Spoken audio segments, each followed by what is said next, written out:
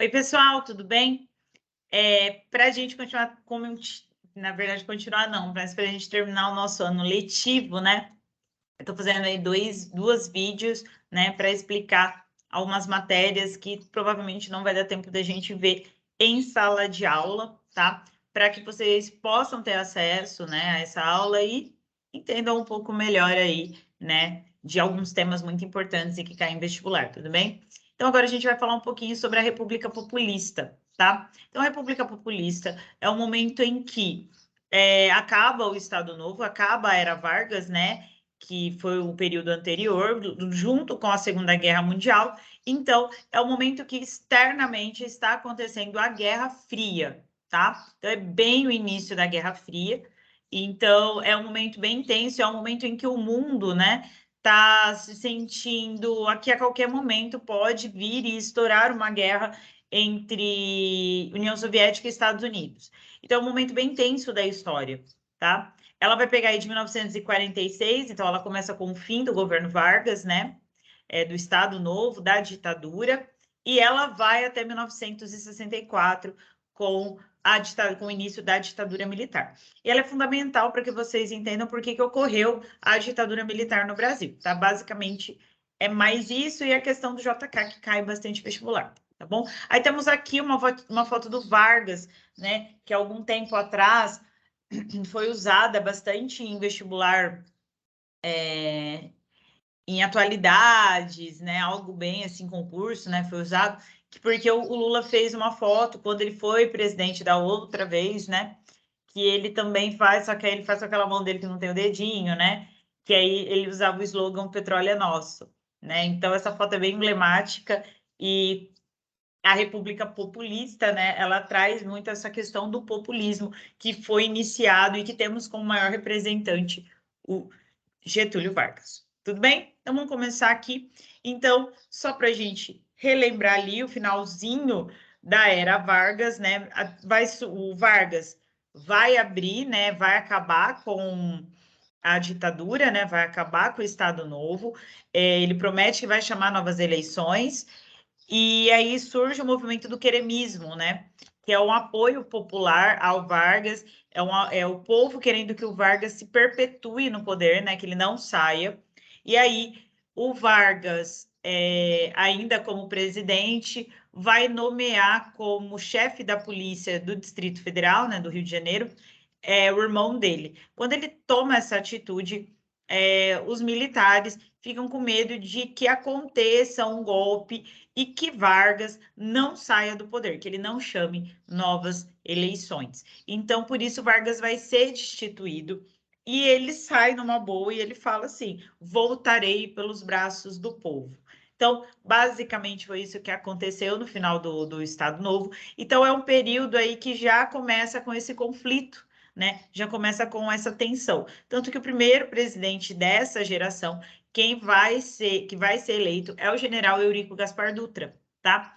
O Gaspar Dutra, ele era do mesmo partido do Vargas, né? Do PTB, Partido Trabalhista Brasileiro. E esse é o momento, a República Populista, de modo geral, é o momento em que vai, apesar de, né, que a gente vai falar aqui da Constituição, que ela vai defender o pluripartidarismo, é um momento na história do Brasil que vai ser muito marcado por duas forças políticas, né? Seria um bipartidarismo, né? Que é a competitividade entre o DN, que eles são mais ligados ao liberalismo, né, que está acontecendo, aos Estados Unidos, ao capitalismo por causa da Guerra Fria, e o PTB, né, que é o partido do Getúlio Vargas e é o partido que vai defender ainda o populismo, tá bom? Bom, vamos falar então um pouquinho aí da Constituição de 46 e aí eu entro na eleição do Dutra, tá? A Constituição de 46 é uma Constituição que vai trazer de volta aquela primeira Constituição criada pelo Getúlio Vargas, a Constituição de 1934, que era uma Constituição populista e é uma Constituição que vai olhar muito a questão do trabalhador, então ela vai trazer, né, a obrigatoriedade do ensino primário, ela vai trazer as leis trabalhistas, né? Então, ela vai dar o voto para a mulher. Então, essa Constituição de 46 mantém aquele voto que foi dado lá na Constituição de 34. Então, é a primeira eleição que as mulheres vão votar mas ela vai fazer algumas modificações naquela Constituição. A primeira modificação é a idade de quem vota. Naquela Constituição, a idade era de 21, aqui agora vota a partir dos 18 anos. Só que também votam alfabetizados. Fazendo um adendo aqui, a única Constituição que vai permitir que os analfabetos votem é a nossa Constituição, a Constituição de 1988, tá bom? Que é a considerada Constituição Cidadã, tá bom? O mandato aqui vai ser um mandato de 5 anos, tá bom? Só que esses 5 anos não tem reeleição. E outra característica que tem nessa questão da eleição, que é diferente do que nós conhecemos, é que nós votamos hoje na chapa, né? É formada a coligação e existe uma chapa, existe o presidente, existe o vice-presidente, a gente vota, em um voto só, vota nos dois, certo? Nessa época não era assim, tá? A gente votava para presidente e votava para vice-presidente, tá? Eram separadas as eleições, tá bom? Então, mandato de 5 anos, sem direito à reeleição, e votava separado presidente e vice-presidente, tá?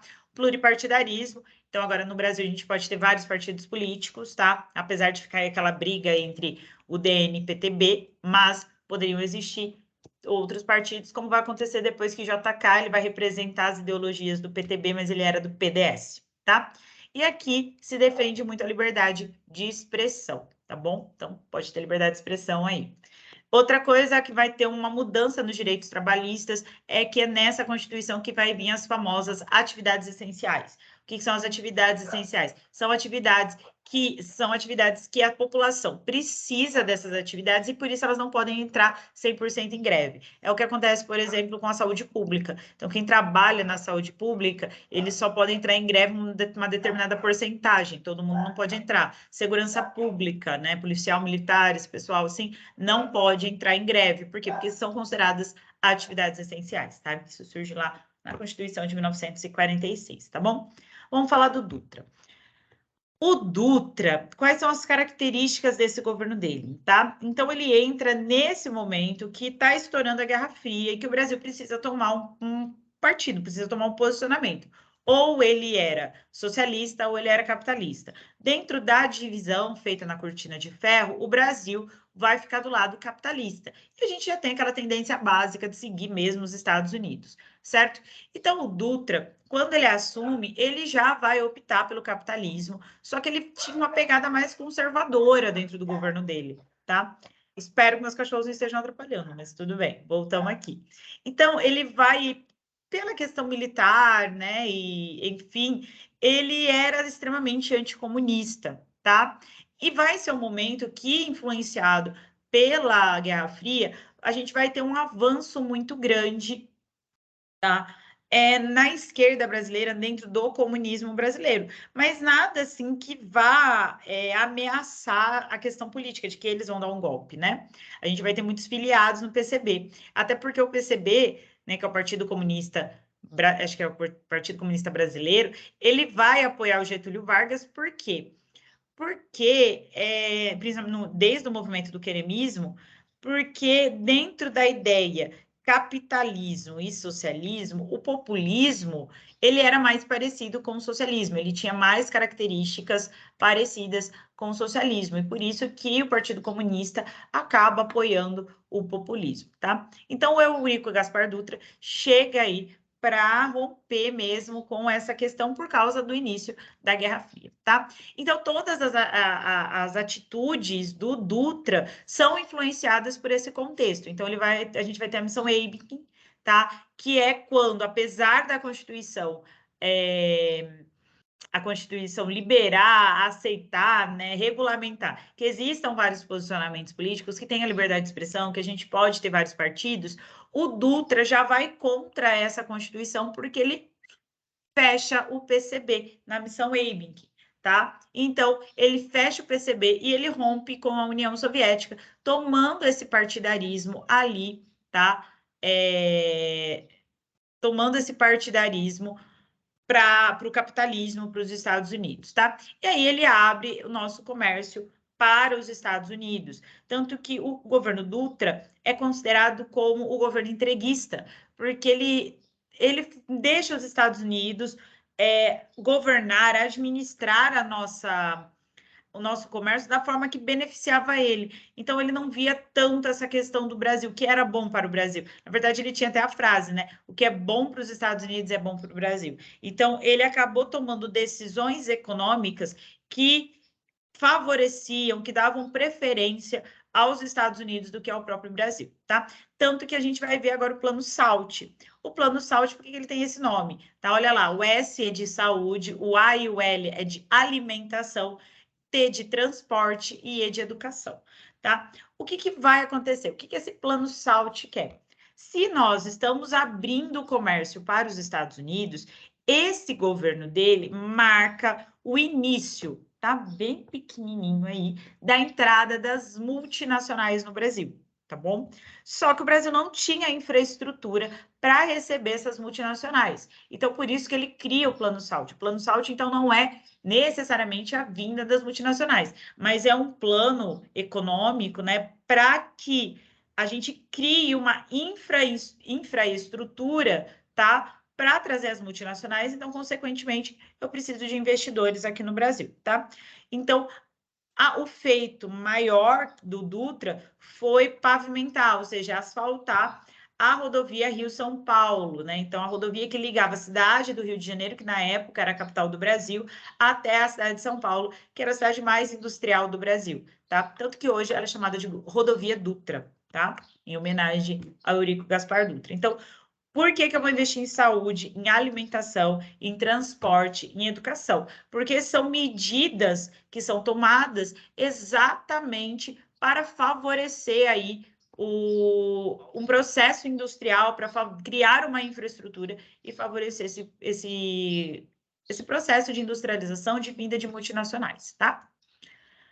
Bom, já vamos falar do fim do governo dele, né, para a gente não ficar perdendo muito tempo. Ele vai, né, implantar uma política extremamente autoritária. Então, ele vai um pouco contra esses princípios constitucionais de 1946, tá? Que foi o caso que eu falei do fechamento do PCB, tá bom? E ele vai na contramão do que o Vargas propunha, né, no governo dele anterior. Por quê? Porque ele vai abrir totalmente para os Estados Unidos, enquanto Vargas sempre pregou uma política mais nacionalista, né? Sempre mais voltado para o Brasil. Ele vai criar indústrias de bens de consumo, né? Indústria de base, né? Que o Vargas vai investir muito, mas sempre voltado para o Brasil, né? Dando ênfase nas estatais. O Dutra não, o Dutra ele já vai dar mais preferência para empresas que vêm de fora, tá bom?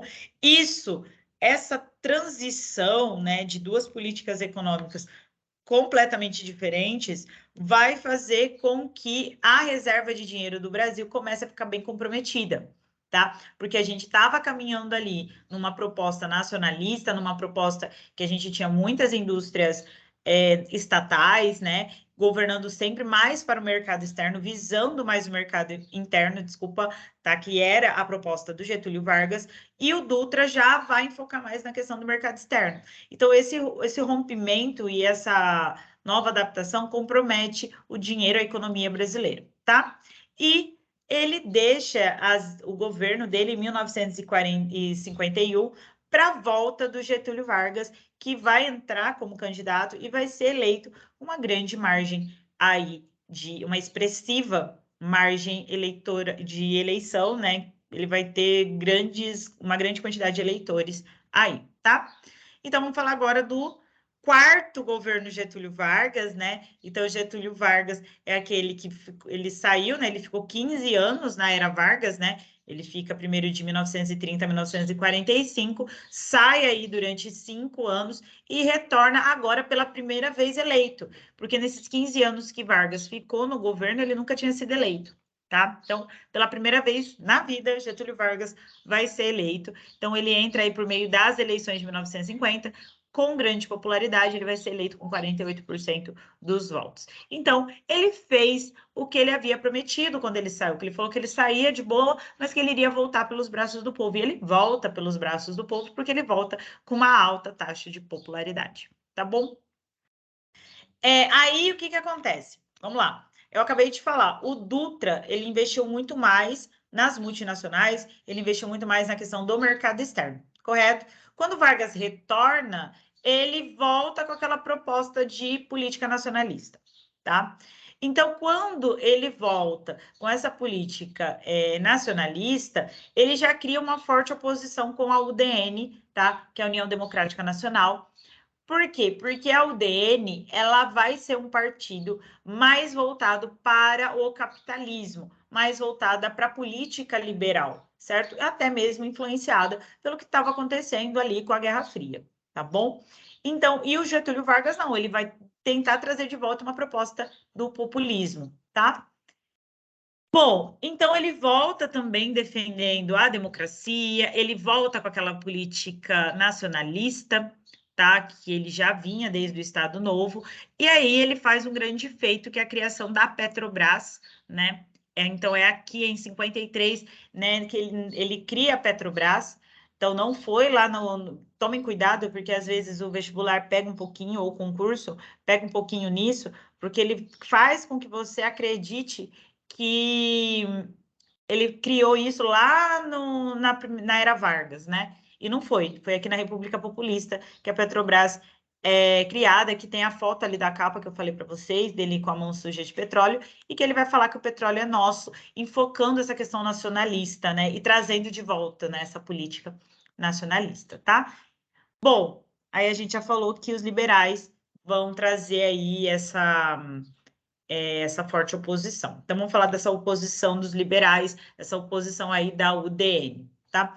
A UDN, ela tinha um grande representante, né, que era um representante muito forte, que era o Carlos Lacerda. O Carlos Lacerda, ele era deputado, mas não somente deputado, ele também era dono de um jornal, ele cria ali um jornal que chamava A Tribuna da Imprensa. Então, dentro desse jornal, ele falava muito mal do Vargas, né? Lembrando que o Vargas até então ele nunca tinha se posicionado, né? Ele nunca tinha lidado com uma oposição que ele não poderia censurar, né? Agora ele não pode, ele de fato não pode censurar essa oposição. Então, o Carlos Lacerda descia a lenha no Getúlio Vargas no jornal que era dele, tá bom? Essa oposição da UDN, somada a uma série de problemas econômicos que iniciaram lá no governo Dutra, tá? Que vai trazer um aumento da inflação muito grande, vai afetar, sim, vai afetar muito o povo trabalhador, que esperava que o Getúlio Vargas fosse causar, ia melhorar a vida deles. E não é bem assim que acontece, tá? Então, com a inflação muito alta, surgem aí as greves trabalhistas. O ministro do Trabalho do Vargas, que era o João Goulart, marquem esse nome, né? Também chamado de Jango, tá? João Goulart, marquem esse nome. Ele vai trazer aí uma proposta de aumentar o salário mínimo em 100%. Eu coloquei SM aí, ó, no slide, tá? É salário mínimo, tá? E era uma proposta muito ousada. Como que você vai aumentar o salário mínimo, né, em 100%, se a gente está com uma inflação muito alta? Bom, essa proposta do João Goulart vai dividir muito os aliados do Vargas. Vão ter aliados que vão concordar com o Getúlio Vargas, outros que vão ficar insatisfeitos, e dentro disso a gente tem os militares aí que não vão concordar com esse aumento, que não vão concordar com essa atitude, né, com essa proposta. Enfim, além disso, né, desse problema trabalhista, então a gente está tendo movimentos sociais, temos aí a oposição da UDN, né, como vários governos que não têm um grande apoio, surgem acusações de corrupção no governo Vargas, que aí a gente vai ter a famosa cruzada democrática, que vão encontrar realmente vestígios de corrupção no Banco do Brasil. E aí instalam uma CPI para investigar o governo do Getúlio, tá bom? Então, estava acontecendo tudo isso. Então, Getúlio Vargas, aí, ele não estava num governo tão estável como ele estava acostumado até então. E assim, nada é tão ruim que não possa ficar pior, né? A gente vai ter o famoso atentado na Rua dos Toneleiros, tá? Não, lembra que eu falei do Carlos Lacerda, que era o grande opositor a ele, né, da UDN? Pois então, o Carlos Lacerda vai sofrer uma tentativa de assassinato, tá? Que é o atentado na Rua dos Toneleiros, que ele estava na Rua dos Toneleiros e ele estava dentro de um carro, tá? E junto com o Carlos Lacerda estava o major da aeronáutica, tá? Nessa tentativa de assassinato, vão matar o major da aeronáutica e o Carlos Lacerda continua vivo, tá? Justo, o Carlos Lacerda, né? Que era o dono do jornal. Bom, quem é que tentou matar? Vamos descobrir que quem tentou matar foi um guarda pessoal do Getúlio Vargas, foi o segurança dele que tentou matar o Carlos Lacerda e acabou matando o major da aeronáutica. Mas quem vai levar a culpa, né? Porque aí todo mundo começa a culpar Getúlio Vargas, o segurança pessoal dele. É quem tentou matar? Então, quem mandou o cara matar foi Getúlio Vargas. Só que quem assume a culpa é o filho do Getúlio, o Lutero Vargas, tá? Que vai levar a culpa, ele que vai assumir todo o BO, tá? Só que mesmo assim, a gente já tinha lá, por causa daquela proposta do aumento do salário mínimo, alguns militares apoiando, se tornando oposição a Vargas, tá? Com esse atentado na Rua dos Toneleiros, a situação entre Getúlio Vargas e militares piora, porque a aeronáutica vai totalmente se tornar oposição a Vargas. E aí, outra leva de militares vão apoiar o Getúlio, vão apoiar essa decisão e vão também para a oposição. Então, a gente tinha, lembra, lá na era Vargas, os militares que sempre deram apoio ao Vargas durante esses 15 anos, agora eles estão se bandeando para o lado da oposição, certo? Juntamente com o governo Vargas, né, esse momento, esse recorte no governo Vargas, na América Latina, o populismo está entrando em crise, né? Na verdade, ele está entrando em crise por quê? Porque está acontecendo a Revolução Cubana, tá? Lá na Guerra Fria, né? Que é quando a União Soviética apoia Cuba para tirar os Estados Unidos, né, de dentro do país. E aí, Cuba acaba se tornando socialista, fura, né, a cortina de ferro, né? Então, vai ter aí Cuba vizinha dos Estados Unidos e socialista agora. Então, os Estados Unidos começam a apoiar que haja intervenções militares. Então, paralelamente ao governo Vargas, a gente está dentro desse contexto também na Guerra Fria, tá? Então, tudo isso já colocava aí que o Brasil iria sofrer um golpe militar já em 54, tá? Então, começam a pressionar, por isso que eu coloquei ameaça de golpe militar. Por que eu coloco essa ameaça de golpe militar? Pelo que está acontecendo na América Latina, tá? Pelo que está acontecendo na América, vai estourar uma ditadura aqui também. E aí começa uma pressão para o Vargas renunciar e aí os militares tomarem o poder. Então, em vez de renunciar, o que o Vargas faz? O Vargas se suicida, tá? O Vargas vai suicidar, ele escreve uma carta testamento, né? Que cai bastante em vestibular. Só que esse suicídio do Vargas vai causar uma comoção popular muito grande. E essa comoção popular vai colocar o povo contra os militares e principalmente contra o Carlos Lacerda, tá? Tanto que o Carlos Lacerda vai ter que se refugiar na embaixada dos Estados Unidos, porque o povo queria pegar ele de tapa mesmo na rua, tá? Então ele não podia ficar na casa dele. A vida do Carlos Lacerda vira um inferno. Então isso às vezes cai um pouco em vestibular. Por que o suicídio do Vargas atrasou em 10 anos o golpe? Tá? Atrasa em 10 anos a ditadura militar. Ela atrasa em 10 anos a ditadura militar exatamente porque quando ele se suicida, ele causa essa comoção popular e aí dentro do Brasil fica inviável, né, que os militares assumam o governo, tá? E ele não só atrasa a ditadura, como ele também depois vai eleger o sucessor do trono dele, oh meu Deus, não é Dom Pedro, né? O sucessor dele, o herdeiro dele, né? O herdeiro do populismo, que é JK. Tudo bem? Bom, a minha gata, tá? Que pegou aqui no meu pé. Enfim, vamos voltar aqui. Bom, entre Getúlio Vargas e JK, nós temos aí o governo do Café Filho, tá? Quem era Café Filho? O Café Filho era o vice-presidente do Vargas, então, com o suicídio do Vargas, ele acaba assumindo o governo, tá? Em 55, ele chama as eleições em outubro. O JK vence as eleições, só que a gente tem novembro e dezembro ainda com o governo Café Filho. Só que antes de acabar o ano, o Café Filho vai ter alguns problemas de saúde, pede um afastamento, assume o presidente da Câmara, tá? Que era o Carlos Luz. O Carlos Luz, como presidente, tenta substituir o ministro da Guerra, que existia naquela época, o Ministério da Guerra, e aí as Forças Armadas vão lá, tiram o Carlos Luz coercitivamente do poder e colocam o Nereu Gomes, que era o presidente do Senado, tudo bem?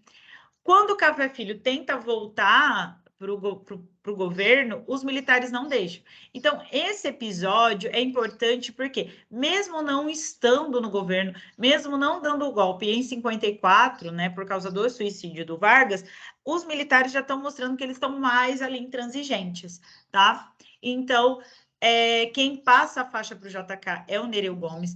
E para o JK conseguir assumir o governo dele, e lá na posse dele, ele teve que ir junto com o Teixeira Lott, né, que era o marechal, para poder tomar posse, porque existia todo um plano de sequestro do JK para não deixar ele tomar posse. Tá vendo? Então, estão vendo que assim, eleições no Brasil sempre foi uma coisa bem tumultuada, né? Não é de hoje.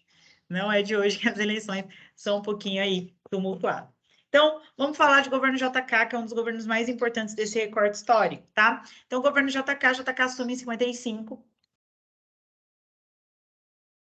vai até 60, tá? Considerado o grande herdeiro do Vargas, só que ele não está afiliado ao PTB, ele está afiliado ao PDS, tá? Até porque, por causa da questão de corrupção, né, do Vargas, né, que teve a Cruzada Democrática, né? O PTB estava um pouco manchado, né? Então, por isso, o JK, né, Juscelino Kubitschek, entra pelo PDS, tá bom? Quando o JK assume, tá, o governo, depois de toda aquela confusão com o Café Filho, há uma grande esperança para o povo brasileiro. Então, o povo brasileiro vai ser tomado aí por um momento muito bom, por um sentimento muito bom, por um sentimento de que toda a política brasileira estava resolvida, tá? A principal característica do governo JK é a política desenvolvimentista, mais conhecida como nacional desenvolvimentista, né? Então, ele vai ter essa pegada ali do Estado, né, nacionalista, mas eu preciso desenvolver o Brasil. Tanto que o slogan dele é 50 anos em 5. O Brasil iria crescer 50 anos em 5 anos. Tudo que o Brasil tinha que ter crescido em 50 anos, ele vai crescer no mandato do JK, lembrando que o mandato nessa época era de 5 anos, tá? Então, algumas características do governo dele, tá? A primeira coisa é o ufanismo. Então, o que é o ufanismo? Nós temos que nos orgulhar muito do Brasil, tá? Então, aí ele vai usar muito que o Brasil vai ser o campeão da Copa de 58, tá? Para estimular essa questão do orgulho nacional. Ele também vai apoiar muito a Bossa Nova, né? Essa relação aí Brasil e Estados Unidos, vender cultura nossa para lá.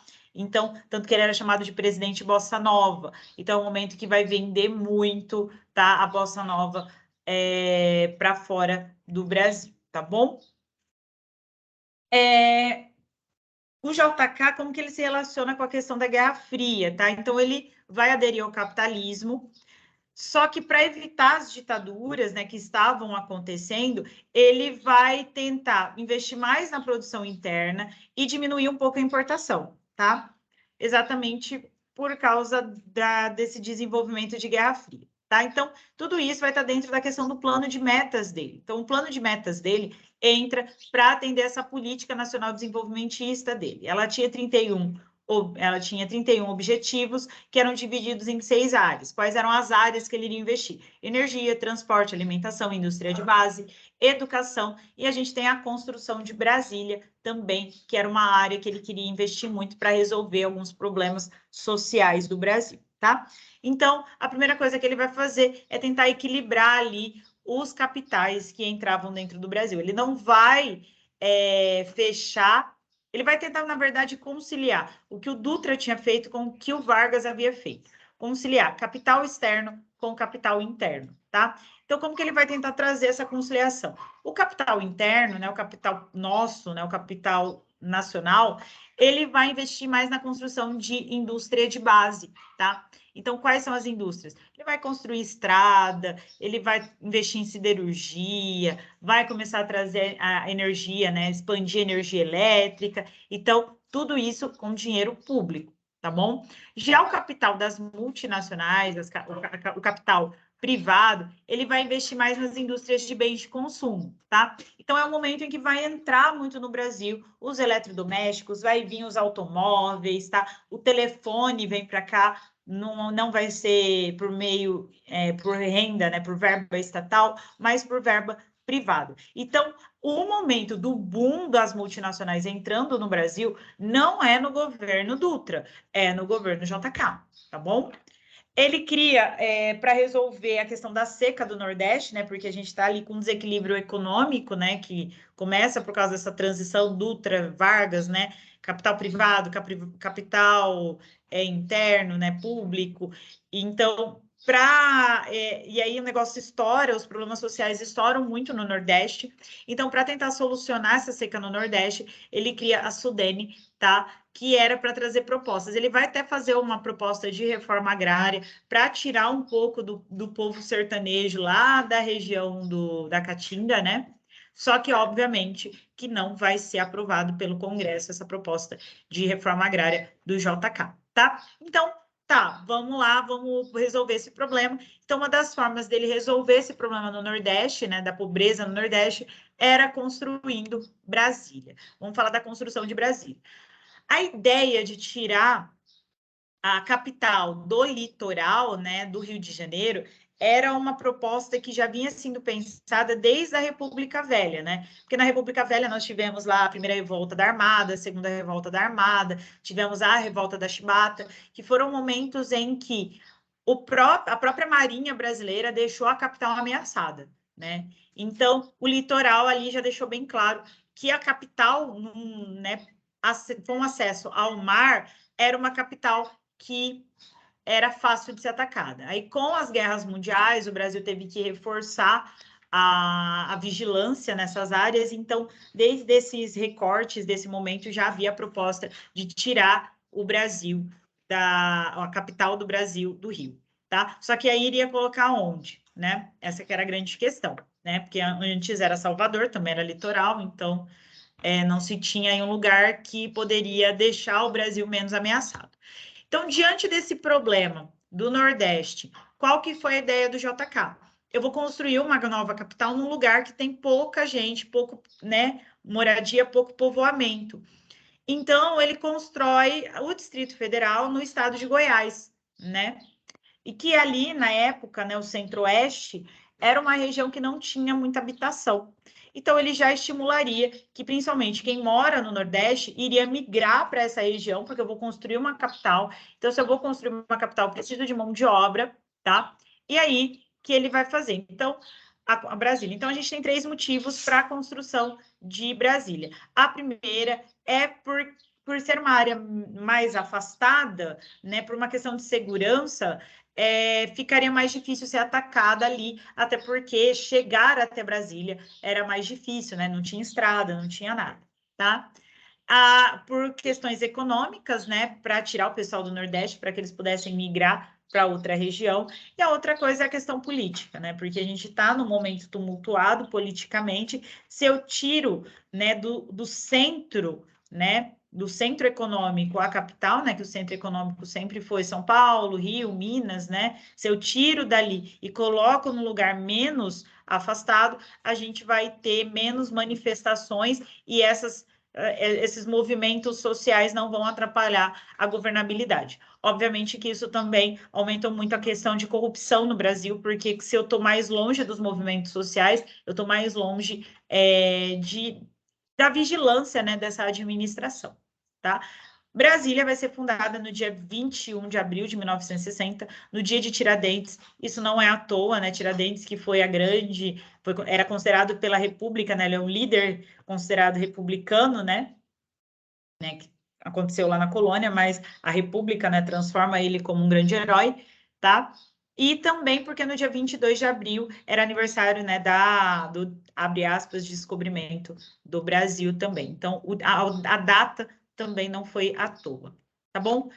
Bom, vamos falar então do fim do plano de metas, tá? O plano de metas alcançou o objetivo do JK.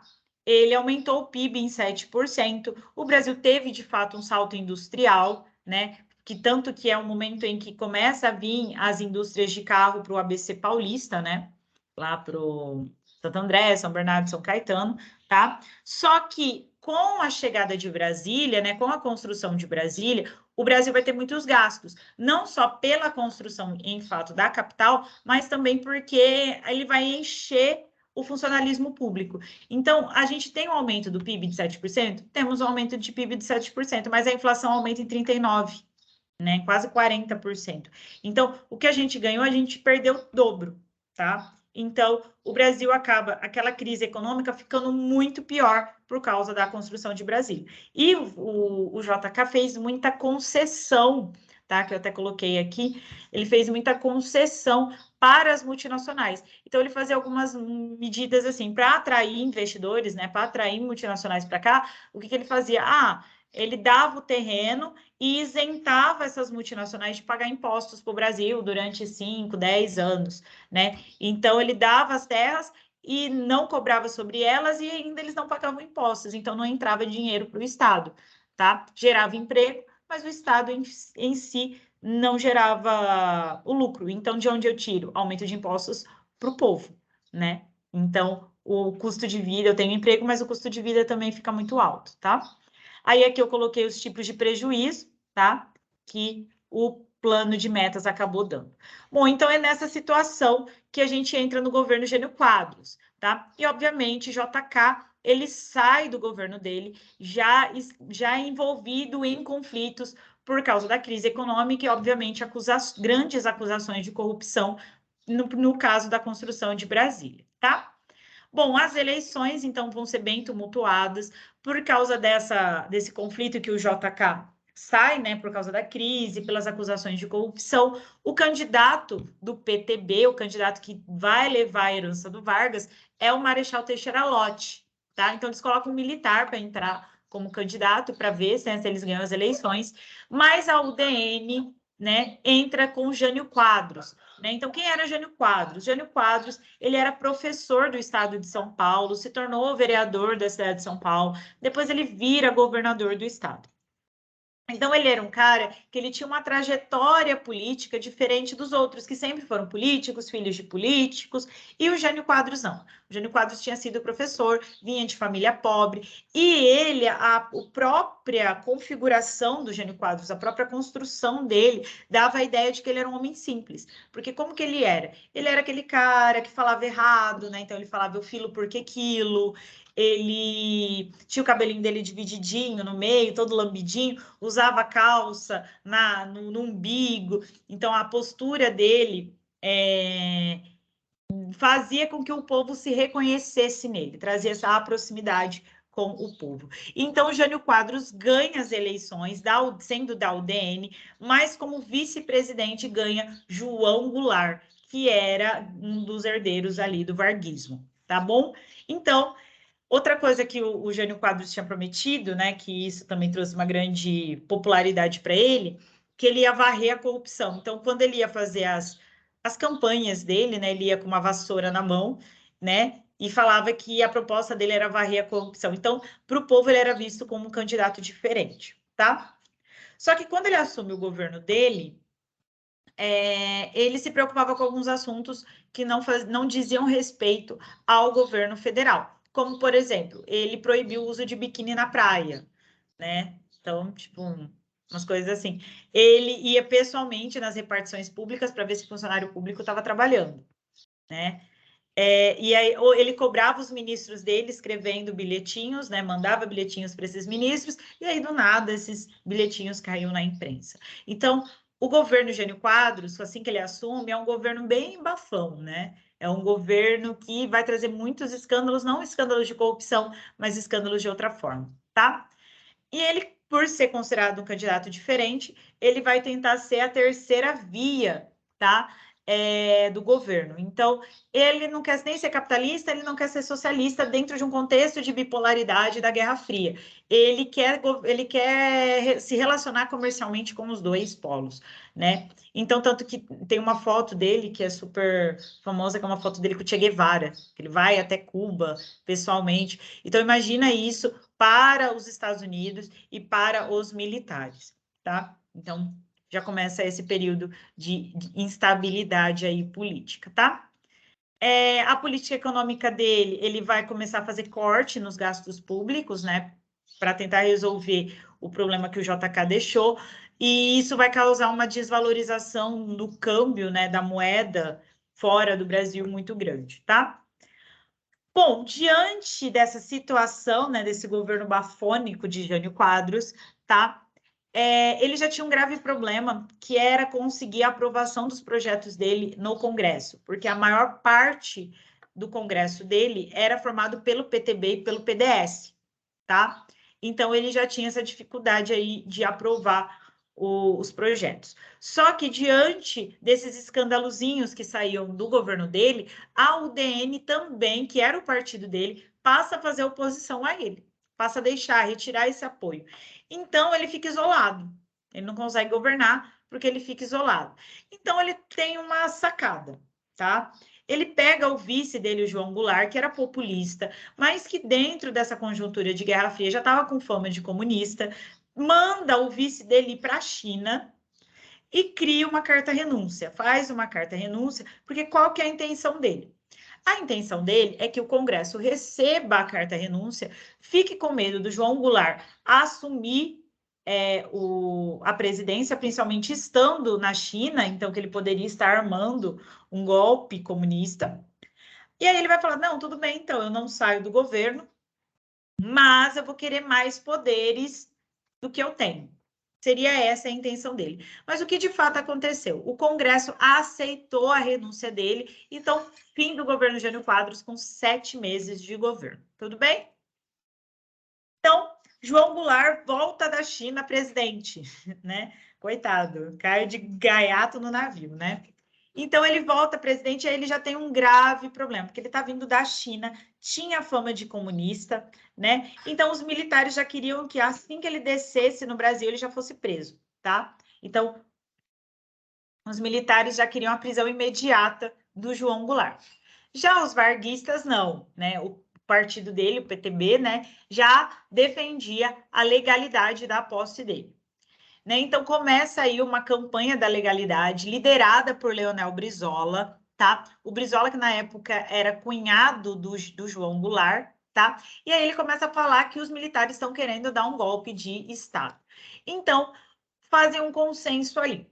Junta PTB, UDN e os militares, tá? E fazem uma proposta de ter o presidente, mas no Brasil também ter o parlamento, né? Ter um sistema parlamentarista. Então, a gente teria 2 poderes executivos, teria o presidente e teria o primeiro-ministro, tá? E aí o João Goulart ficaria com os poderes dele reduzidos. João Goulart aceita isso, mas ele aceita o seguinte, ok, desde que seja feito um plebiscito, né? Porque aí com plebiscito popular, o povo vai poder aceitar ou não essa situação.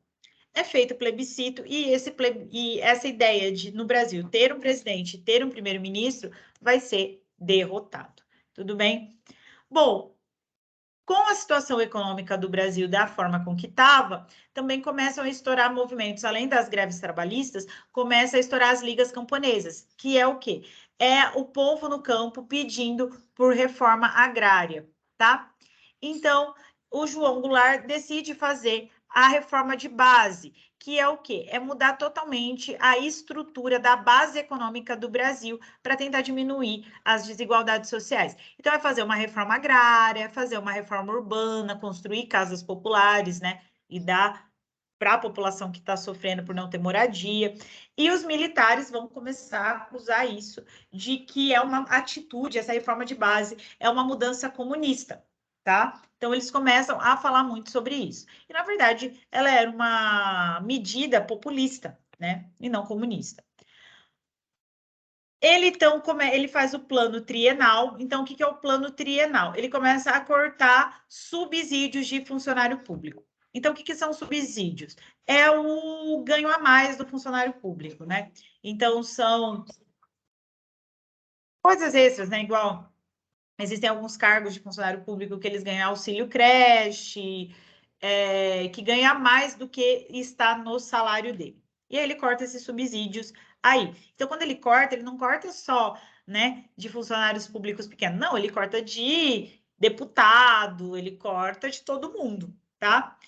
E aí ele começa a cortar esses subsídios, incentiva a exportação também nesse plano trienal, e ele vai propor um aumento de impostos a partir da renda, tá? Então, para quem ganha mais, paga mais impostos. Então, seria essa a proposta do plano trienal. Obviamente que essa proposta do João Goulart vai fracassar, né? Não vai dar certo, e ele também não vai ter investimento de fora para esse tipo de coisa, e o governo, o Congresso não vai apoiar uma medida dessa, tá? Então, diante das ligas camponesas, tá? A gente começa a ter conflito entre o Poder Judiciário também e os militares. E o João Goulart, que já tinha problemas demais, o que ele decide fazer? Ficar quieto, ele não vai se posicionar. Então, o pouco de apoio que ele tinha dos militares acaba aí, né? Então, os militares que apoiavam o partido dele, que apoiavam que ele fosse presidente, agora eles também vão fazer a sonsa e não vão se posicionar, vão ficar neutros, assim como ele ficou no conflito com o judiciário, tá? Então, começa, a partir de todo esse contexto, o processo de intervenção militar. O João Goulart está isolado, ele começa a fazer, então, a reforma de base que ele queria muito fazer por meio de decretos.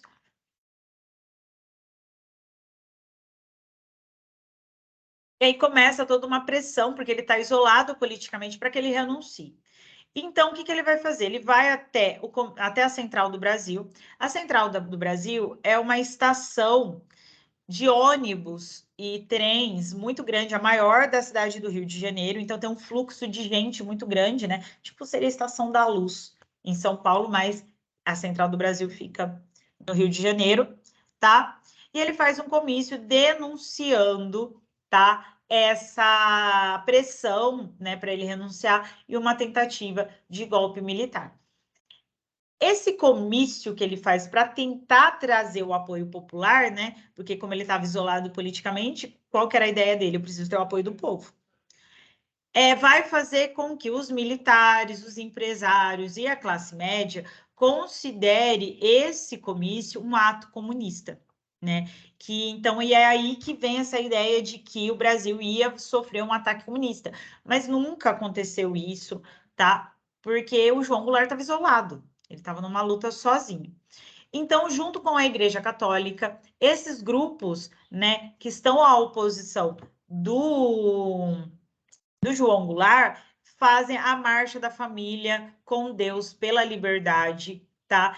Que pedindo o fim do governo João Goulart, tá?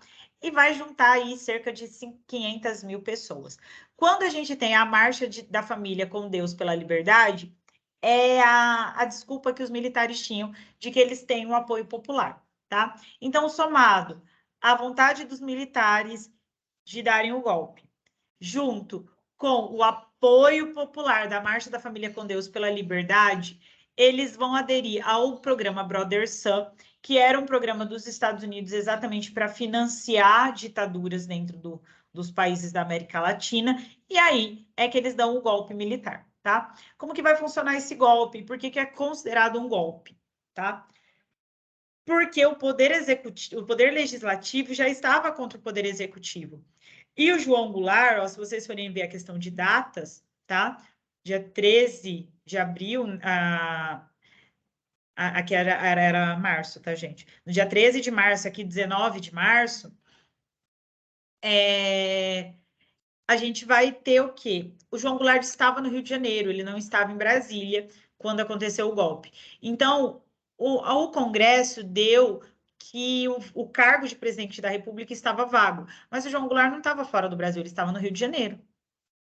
Entendeu? Realmente, ele não estava fazendo uma função de presidente, ele estava tentando trazer apoio popular para ele, mas ele estava como presidente, não estava fora. Então, eles dão o cargo como vago. Esqueci. O presidente o presidente da Câmara não quis assumir, o presidente do Senado não quis assumir, e aí quem era o quarto na linha sucessória, né, para assumir, porque não tinha vice-presidente, né, o João Goulart era o vice do Jânio Quadros, era o chefe da defesa, né? Era o chefe militar, e aí ele assume o governo. Então, por isso que é considerado um golpe. Teve um acordo, né? Então, eu já expliquei isso para vocês, qual que é a diferença de revolução e golpe, né? O golpe acontece dentro do próprio governo. Então, era o próprio poder legislativo já articulado com os militares para assumir a presidência. Então, por isso que não é considerado uma revolução militar ou uma intervenção militar, foi um golpe e é isso, tá bom? Bom, eu vou encerrar esse vídeo por aqui. Depois eu vou fazer um vídeo sobre ditadura militar, beleza? Um beijo. Tchau, tchau.